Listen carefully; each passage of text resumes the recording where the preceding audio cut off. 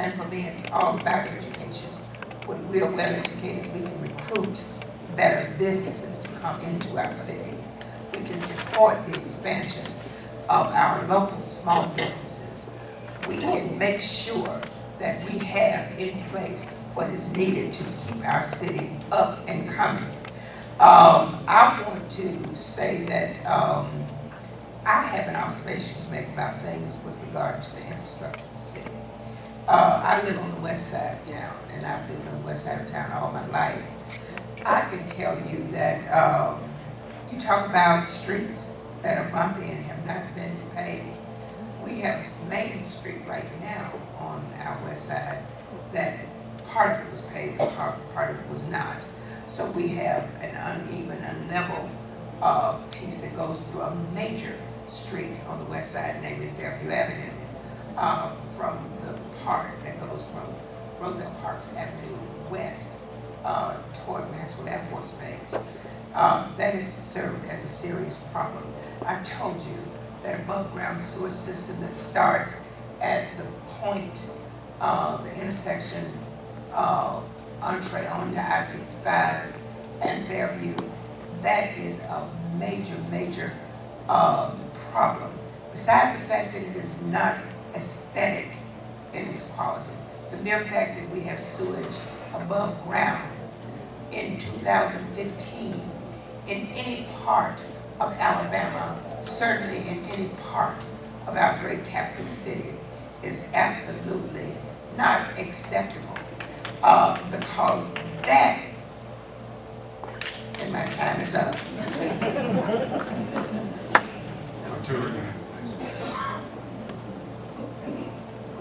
Share your long-range plan for the Montgomery Mall area.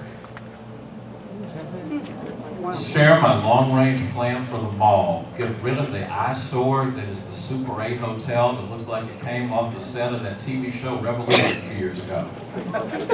Folks, y'all know what I'm talking about. I'm talking about a former hotel that's got grass growing in the middle of it. I've seen that kind of thing other places in America, but always at some abandoned, far outside of town. We got a hotel, or used to be hotel, with grass growing in the middle like it was off a movie set on one of the busiest thoroughfares in Montgomery. Then you got the closed up Taco Bell across the street, and I used to love the burritos there. Who do you think, put on your business hat, those of you in the room who run businesses or know people who run businesses, put on your business hat for a moment. How many of you would put your business next to that? Or across the street from that? You know how many payday lenders you have between that intersection on the McGee Road and the Troy Highway and the Southern Boulevard and the Kmart? I counted them one day. Now, mind you, I was driving, didn't want to have a wreck, so I'm sure I missed some, but I counted 17 just between that stretch and the old Kmart. Get rid of some of the economic blight in the form of payday lenders and dilapidated buildings. That's what is keeping the Southern Boulevard. From 2013 to 2014, we went from being in the black to being in the red. Go back to our debt for a moment. We now have $15 million more liabilities than assets in this community. In one fiscal year, we swung from having more assets than liabilities to now having $15 million more liabilities. Folks, why is it in politics the standard for staying in office is so much lower than the standard for everybody else keeping their job, including you?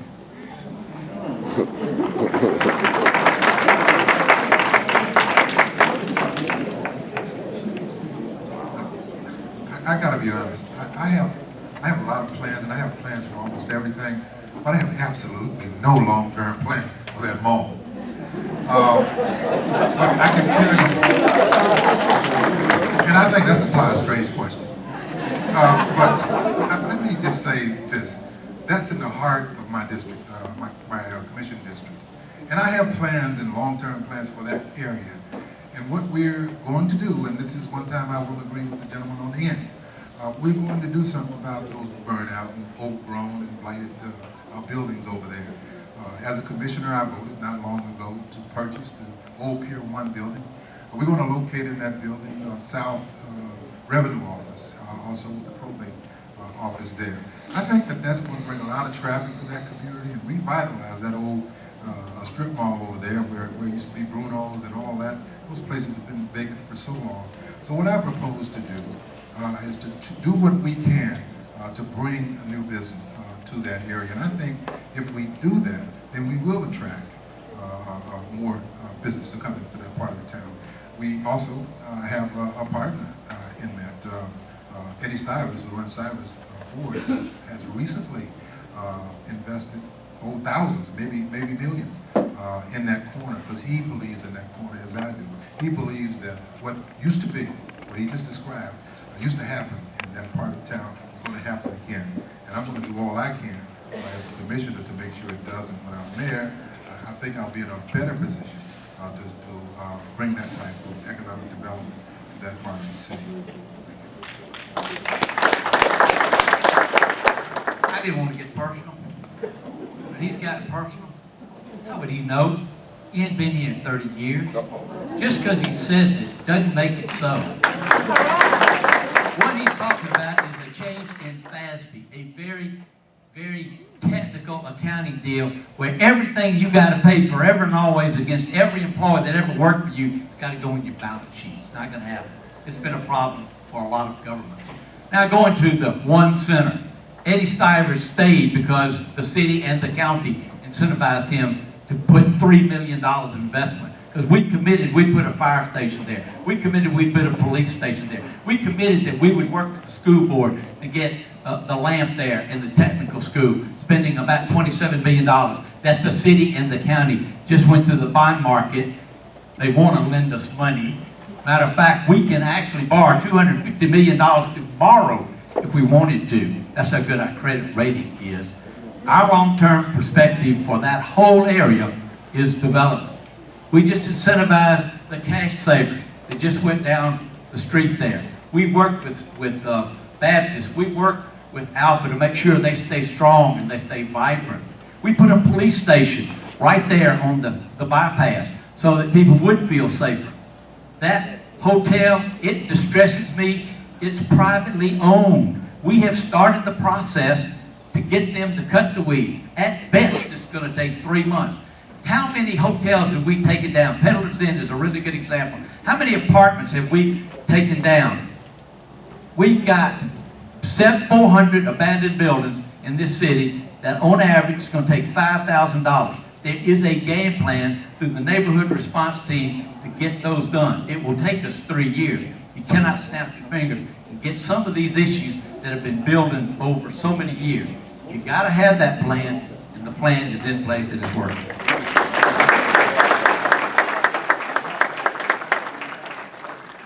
Could you repeat that question quickly? Share your long-range, share your long-range plan for the Montgomery Mall area. My long-range plan for the Montgomery Mall area, I actually like what the city has done with that. As I understand it, the people that actually own that facility, their plan that they had bought Montgomery Mall to just utilize it as a tax write-off. They were so extremely wealthy. And they were just going to let that building sit there and just continue to run down. And the city approached them, the county approached them, and asked them not to do that with that property and sell it to them so that they could do the things that they're doing with that. We need to see that type of effort done all across the city. I also feel, I have heard of some cities where, and I like what the city did with I like what the city did with the Weber building when they sold that property for $1 to somebody that's going to redevelop it and so on and so forth. I have heard of other cities that do that type of thing as well. That instead of that when you have dilapidated properties, instead of tearing them down, that they will sell them to anybody that wants to buy them for $1 as long as they're going to redevelop them. And I think Montgomery should do more of that. When I talked to Mayor Strange about it, he had said that the city does sell those type of properties to not-for-profits, but they don't usually do it to individuals. But I think that they should make them available to individuals too, or anyone that wants to redevelop that property and put something constructive there throughout the entire city, not just the Montgomery Mall area, but the entire city. And as Mayor of Montgomery, I would definitely try to do those types of things. Thank you.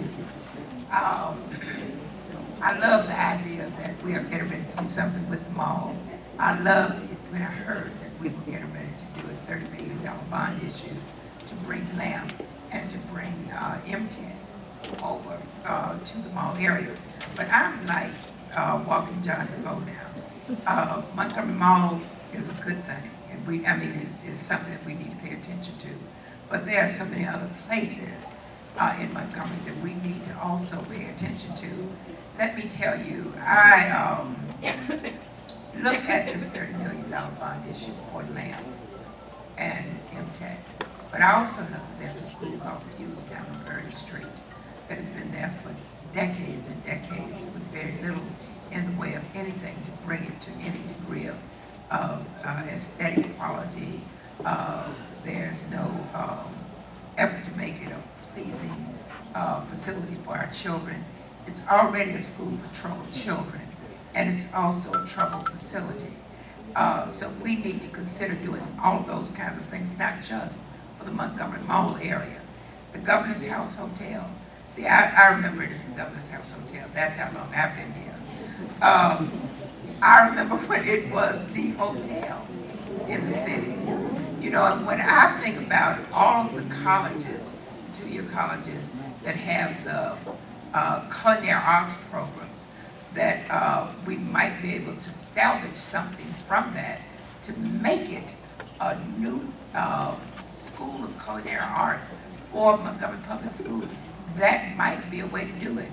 I am just of the opinion that Montgomery Mall is one of many areas in our city that needs to be looked at, that needs to be discussed, where our citizens need to bring their ideas about what they can do. Thank you. Ms. Peak. The Montgomery Mall is beautiful again with the police and all the other agencies coming in there and the school. But right across the street, if you go across the street, the mall lost their core store. And about the only thing left in there is Family Dollar and one other store. So that's drying up. Everything dries up and we don't address it until election year. That's what I'm tired of. I sit here in the midst of high minds. These men and women have been elected. I have not been elected. I'm like you. And it's time for a fresh new start. Abraham Brothers, I've called. And I get the answer that it's privately owned. But it's right on a core street, Court Street and the Weber Building. As Ella was saying, there are other places in town that we just let them lie there, lie dormant, look terrible, and say we can't do anything about it because it's private owned. But yet you come out into the communities and you tear down what you call dilapidation and make that justification, and those houses belong to somebody. And then you charge the owner. Where does that money go? Somebody tell me. You charge the owners for tearing it down. Where does that money go? What fund is that placed in? Again, I looked at the budget and our leisure services, our libraries are threatening to be cut back. There's so much going on in the city, and you just can't sit here. I can't sit here and just focus on this because our city's in trouble. And you don't want to say race, please. I grew up with everybody. Trust me. The school I attended, everybody.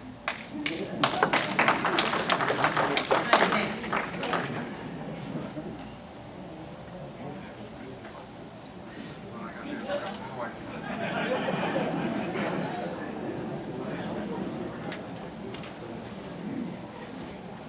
This is one that I guess some have already touched on. The revitalization of downtown Montgomery is a major accomplishment. but there's much more left that can be done to attract visitors and residents to the downtown area. How do you perceive the future for the downtown area? As I've stated previously, I fully support the development of downtown Montgomery.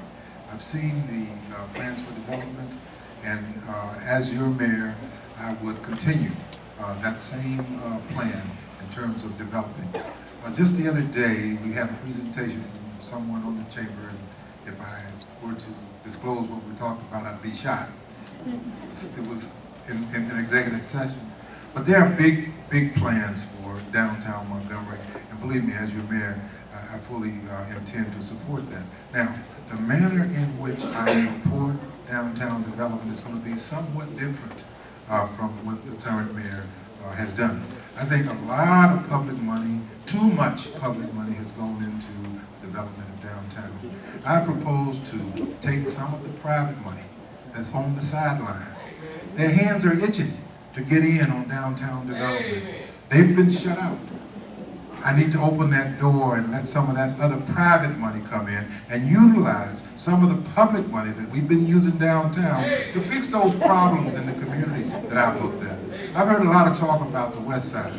Tell me, I've canvassed neighborhoods all over this city doing this campaign, and I can tell you that the same problems that you have on the West Side, they have on the East Side communities. They have overgrown lots, vacant houses, no response from the city when they call them to come out and clean up areas in their neighborhood. Litter's a problem. All these problems need to be addressed. Like I said, downtown Montgomery is wonderful. It's great that it's become a tourist destination. We need that. It generates revenue. But more important to me and more important to you is that Montgomery remains a great place to live. And the issues that I'm running on are all issues that deal with the quality of life for all of Montgomery.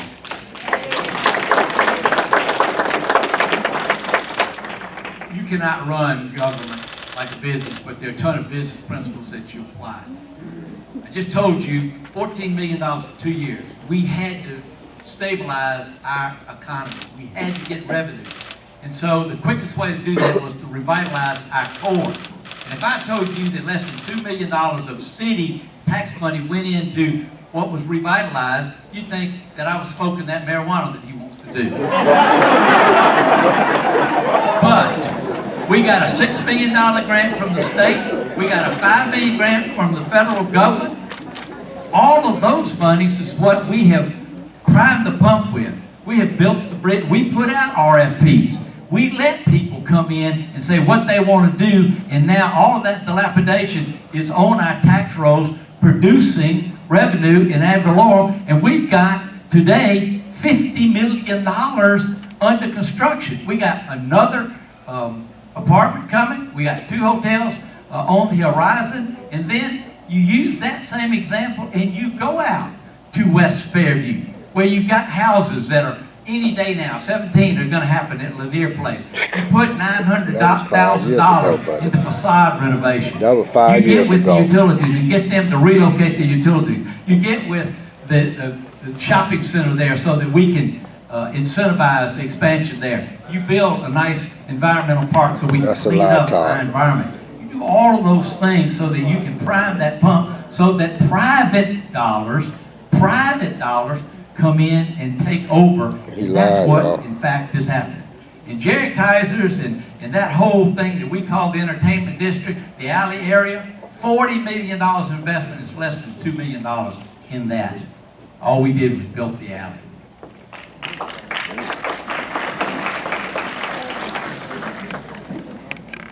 Downtown, the LA bar area looks really nice. During the Wright administration, they did a study got no damn Vision business up there. 2020. I'm just Vision what 2020 will be like if we do this in downtown Montgomery. And a lot of that plan, you know, we're experiencing it and enjoying it now. And 2020 is 5 years. Down the road, I'd like to see Montgomery, I don't know if Montgomery has done something similar to that for the next 20 years or the next 40 years, or what that plan is going to be like. But I do know that from that study, but the people who came and did that study said there was a time when the city of Montgomery and the city of Atlanta were the same size. And that the only difference between the two cities was that Atlanta, the leadership in Atlanta saw diversity as a good thing. And they embraced diversity, and they did the things that had to be done to make Atlanta the diverse city that it is today. And the city of Montgomery did not do that.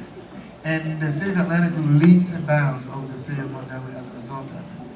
The people who conducted that study, that's what they said. And that was really the only difference in why Atlanta grew so greatly over the city of Montgomery. But I would like to see development, the type of development that is taking place in downtown Montgomery, simultaneously, the things that have been done in downtown be done in every part of the city, north, south, east, and west Montgomery, to meet the needs, because there are other parts of the city and other communities and other areas of the city that need that same type of development and the same type of things that had to be done in order to bring that type of development and do those type of things in downtown. It's going to have to be done in every part of the city. I like what has been done. I've heard it said. My time is up.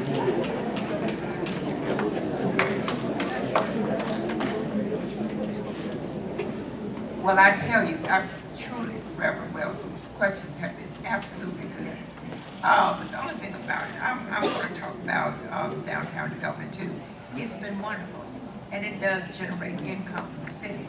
But it's like everybody has said, and has talked on this panel tonight, what business and industry says about Montgomery when they try to come here and to make their homes here in Montgomery is that our education system is not filling the bill. In my opinion, we have laid our priorities a bit strange. No pun intended. Downtown expansion is great. Downtown expansion is great. But downtown expansion and poor school system just does not blend where I sit. I think that there has to be a priority set. And in order to make the real investment in Montgomery, to generate the real and sustained revenue that we're going to need for years and decades to come, we are going to have to upgrade our school system to the point where we take that template for excellence at LAMP, that template for excellence at Forest Avenue, that template for excellence at BTW, and we're going to have to make sure that all of our schools deal with that. I think it is ludicrous when we talk about an elementary school system that has, where kids in elementary schools have 30 kids in a class. That far exceeds the recommendations of the State Board of Education. We're going to have our priorities set, and education is going to have to be the basis of what we see as economic and sustained emphasis on the city of Montgomery's progress in years to come. I think we all know, if we've driven down Maxwell Boulevard, I retired from Maxwell Air Force Base. And it is really, I'm so happy to see what they've done, because they did tear down some problem areas, and they're rebuilding and they're expanding. So I'm really proud of that. I'm proud of downtown also. But how do we sell when there's revenue needed? How do you sell a building for $1? Okay, when I'm mayor, I want to know, is there more property I can sell down here for $1? I got a problem with that, I really do. But downtown, the alley, that's for a group of people that are entertainment oriented. But here, there's so many families. We raised our children here, and they don't drink. They don't go from bar to bar. That's an ordinance, I think. With an open drink, I learned that is public intoxication. So you can go from one place, if I'm a business person, if you come into my establishment, I want you to purchase a beer or something from me, not bring it in from someplace else.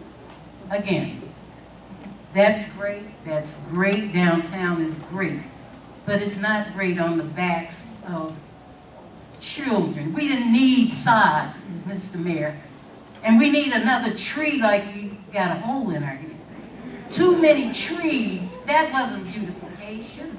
These houses, listen, I'm gonna say this, you don't even have to hold that up because I'll be finished.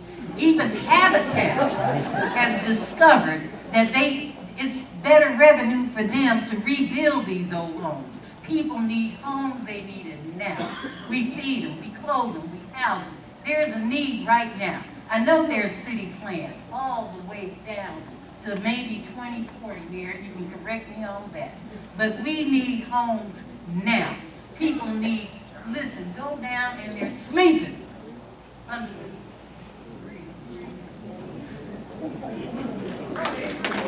Folks, have y'all heard that commercial on the radio where the voice goes, if you want to get in the real estate flipping business and buy houses and property and sell it, I keep waiting for City Hall's number to come on at the end of that commercial. You know, folks, you know what the opposite of leaving a city is? Is sticking around so long that you think the good old boy network and the old way of doing things is the only way.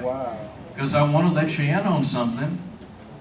We are buying, we being the city, that being the leadership, that being the mayor, are buying property and we're reselling it for 1/4 of its value. Hey man, you did that. Now, if we had a transparent public auction, wouldn't the high bidder win out so the city could get a good return? Folks, do you know instead of the high bidder winning out, I talked to a gentleman a few weeks ago who told me he bid at $160,000 on a piece of city property. Somebody who bid at $65,000 won out. Sometimes you can be in an area so long that you would have benefited from leaving. Because maybe then you would realize that the good old boy network ain't the only way to do things. And folks, I'm like, Harris, I don't want to make you too many pledges, but I'll make you one right now. I promise you, Artur Davis ain't part of the good old boy network in Montgomery, Alabama. And I got to get in one other thing here. When we talk about downtown development, you know, I know I was away for a minute, so maybe I'm off on what's downtown. But in the Union Street exit, in McDonough Street, in Grove Street, isn't all that downtown, or am I just confused when I get off on that exit? Folks, we hear a lot of talk about downtown. Let me amend that, as they say. It's a 4-block radius between Dexter and the riverfront. Drive around the rest of downtown and see how much of it is deteriorating. You know we can do better than that. We've had some tremendous questions from everyone. And I thought what we'd do right now, rather than ask another question that might be repetitive, is give each candidate a couple minutes to just have ending remarks. We've got a lot of excitement up here, I think you can tell. So we'll have them do that for each 2 minutes.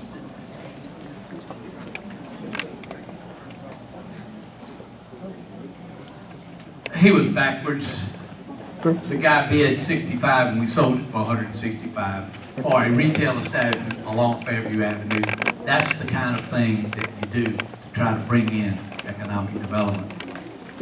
Montgomery, Alabama, the best historic city in all of the United States. It's driven millions of dollars to our coffers for coming to see. The 60th anniversary coming up in December. The 50th anniversary we just had. Well done. Millions of dollars. The Camellia Bowl, $25 million more was spent in December of last year than the previous December. That goes into the coffers of the city of Montgomery. The All-American City, we competed for that. We won that. The best value city, the 3rd best in the entire United States, brings people to Montgomery. We had the highest occupancy rate of all of the hotels in the state of Alabama last year, which leads to 2 more coming this year. We were, along with Tuscaloosa, voted the hardest working city. We were voted the happiest city in the state of Alabama. Our business confidence index for the last 5 quarters has been the highest in the state, and 14 of 19 quarters has been #1. We've got the highest fire ISO rating in all of the state of Alabama, the first ever one. Saves you on your insurance. We are a city as the capital of dreams. We've still got dreams. We can make those dreams happen. We have to do it together. We have to prioritize. We do not have the dollar to do everything that you want to do. And I hope you appreciate the fact that of that $75 million, $5 million went right here for this Crump Center, for our senior citizens, and our police station right next door. I would be honored to serve you for another 4 years. Capital of Dreams. My name is John DeVoe. I'd be happy to serve as the first American African mayor of the city of Montgomery in the history of the city of Montgomery. The mayor says that they've been doing a lot of good things in the city of Montgomery, and we see a lot of the good things that the city is doing and has been doing under Mayor Strang's tenure. And yet there's still room for improvement. And so we want to see better schools. We want to see the bus system improve to where it's not a bus system where it's just for the poor, but where anybody in this room, anytime they want to or need to, can feel just as comfortable riding a Montgomery City bus as they do driving their cars, and able to compete with that. They say of Montgomery, if based on the city limits now, that downtown, if they were to build downtown now, that the new downtown would be the Ann Street area. And I like all the things that have taken place over there with the new Walmart in that area. But I'd also like to see that type of development take place in every city council district in the city of Montgomery that needs it, and in those areas where they need that same type of development. Thank you for your time, and peace be upon you all. Remember Walker John DeVoe on August 25th. I don't think he'll be invited to another debate. I said, wow, it's time for me to do Dan Harris and Arthur Davis. And I need to get up and tell you why I'd love to be your mayor. Mr. Mayor, every time I read one of those wonderful accolades about things that have been happening in the city of Montgomery, all the recognition that you got, this is the thing I say. And I'm not really trying to play a race card, but I assure you that if you come to the west of Norman Bridge Road, Amen. you won't find folk absolutely believing that Montgomery is such a happy city. Now, I tell you, if you come west of Norman Bridge Road, you'll not find people believing that Montgomery is even the city of dreams. Now, I'm telling you that this is all about making us a great city. My campaign is moved on my biblical belief from the book of St. Matthew that says that we need to love the Lord with all our hearts. We need to love our neighbor as we love ourselves. And I tell you, when we do those two things, all things will work for the city of Montgomery. And all people in Montgomery will believe that they live in this city of dreams. All people will believe that we have this happy and glowing city, because right now we don't have it. The